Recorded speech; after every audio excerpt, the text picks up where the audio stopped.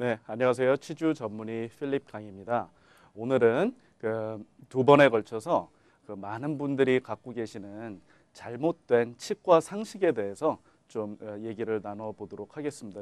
여러 인포메이션이 있는데 차근차근 천천히 하나씩 설명해 드리도록 하겠습니다.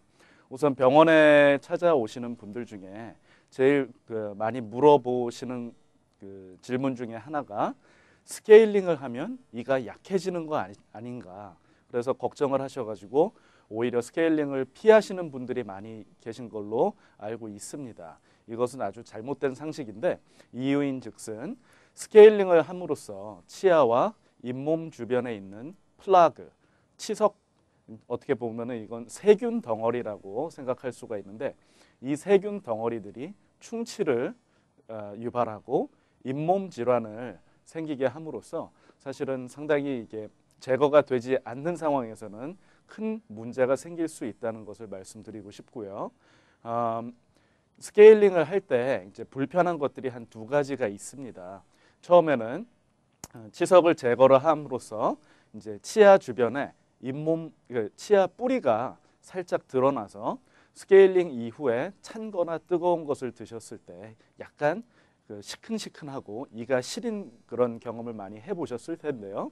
똑같은 이유로 플라그로 세균 덩어리로 감염된 잇몸 주변이 부어서 스케일링 이후에 잇몸이 조금 가라앉으면은 또 이 치아 뿌리가 드러나고 그래서 치아 주변에 이렇게 공간이 크게 생기는 것, 그 두 가지가 이제 불편하다고 말씀드릴 수가 있겠는데요.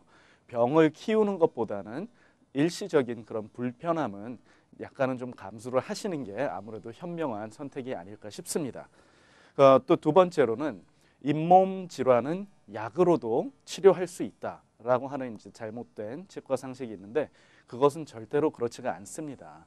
잇몸에 좋은 이런 약들이 있기는 하지만 보통 그런 거는 영양제나 비타민제 내지는 약간의 소염제 역할을 하는 성분이 들어가 있는 그런 건강식품이라고 할 수가 있는데 그런 것으로 어느 정도 일시적으로는 효과를 볼 수는 있겠지만 근본적인 원인을 해결하는 거로는 상당히 부족합니다.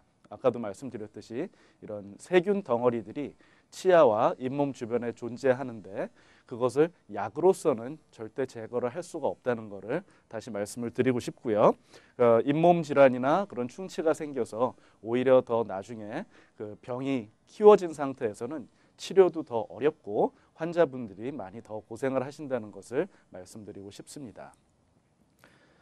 치통을 보통 겪는 분들 중에 이제 계속 너무나 아프면은 이제 병원에 찾아가시지만 보통 치통이라는 게 하루는 좀 심했다가 그 다음 날에는 또 괜찮았다가 한동안 잠잠한 그런 경험을 많이 해보셨을 겁니다. 그래서 이제 치통이 있으니까 치과를 가야겠다 마음을 먹었지만 뭐 시간이 지나고서 좀 괜찮아지는 것 같아서 치과에 안 가시는 분들이 대부분인데요.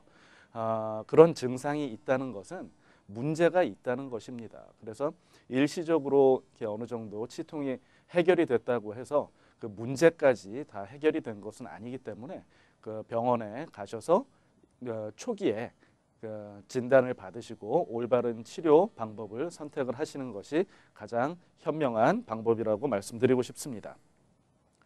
또 이제 잘못된 상식 중에 하나가 임신 중에는 치과에 가면 안 된다. 임신 중에는 모든 치료를 피해야 한다라고 하는 그런 상식이 있습니다. 물론 아주 임신 초기나 아니면은 이제 거의 말기 때에는 가급적이면은 치료를 피하는 것이 좋습니다.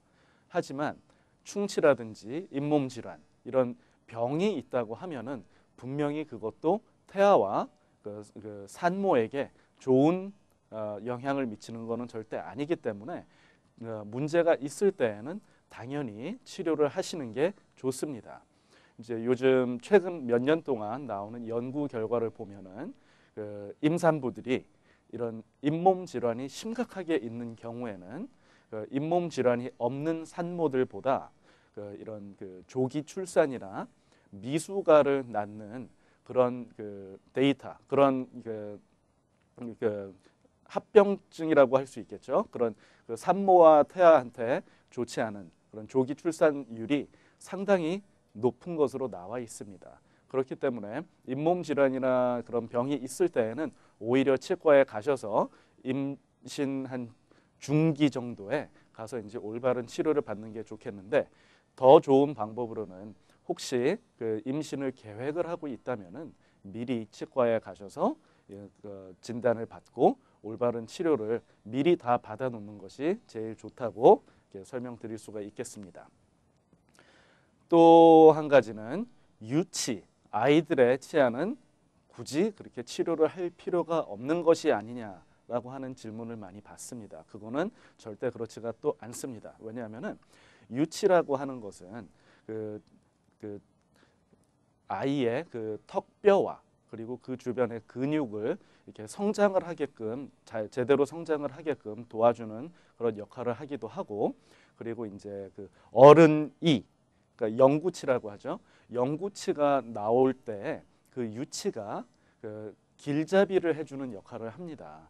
그래서 유치가 만약에 썩어 있든지 아니면 신경에 염증이 가 있든지 해서 그 속에 그 자라나고 있는 영구치에까지 이런 그 염증이 번진다든지 그래서 감염이 된다든지 하면은 영구치가 제대로 만들어지지 않는다는 것을 이제 말씀을 드리고 싶고요. 유치이든지 영구치이든지 치아의 기본적인 기능은 음식을 씹는 것입니다. 그래서 아이가 유치가 이렇게 문제가 있어서 음식을 제대로 씹을 수가 없으면은 당연히 영양 섭취를 하는 데에도 큰 문제가 생길 수가 있겠고요. 그리고 성장 발육에 좀 문제가 될 수도 있고, 정확한 발음으로 말을 하는 것을 이제 말을 하는 것에 문제가 생길 수도 있으며, 그리고 또 이제 그 앞쪽에 있는 유치라고 하면은 그런 보기가 안 좋죠. 그래서 이제 심미적인 그런 문제도 생길 수 있다는 것을 말씀드리고 싶고요. 그렇기 때문에 유치의 건강은 영구치의 건강과 거의 똑같다고 말씀을 드리고 싶고, 꼭 치과에 가셔서 그 진단받고 치료를 받으시기를 적극 권장하는 바입니다. 그러면은 다음 시간에는 또 다른 이런 잘못된 치과에 대한 그런 상식들을 또 이제 말씀드리도록 하겠습니다. 안녕히 계십시오.